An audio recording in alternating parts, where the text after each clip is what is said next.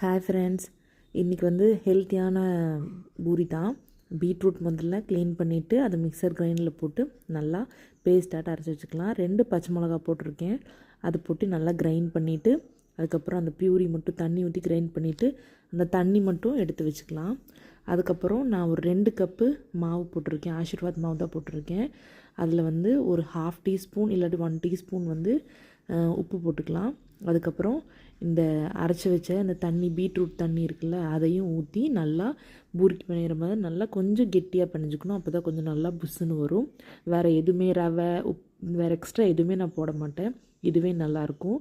அதுக்கப்புறம் அந்த மாவு வந்து எண்ணெய் தொட்டு பரத்தி நான் வந்து பூரி சுட்டேன். சூப்பராக இருந்தது. பார்த்திங்களா எப்படி புசு புசுன்னு இருக்குன்னு. டக்குன்னு செஞ்சிடலாம். ஹெல்த்தியாகவும் இருக்கும், குழந்தைகளுக்கு ஈஸியாகவும் இருக்கும். பீட்ரூட்டெல்லாம் வந்து நம்ம தனியாக கட் பண்ணி கொடுத்தா சாப்பிடவே மாட்டாங்க. இப்படின்னா சீக்கிரம்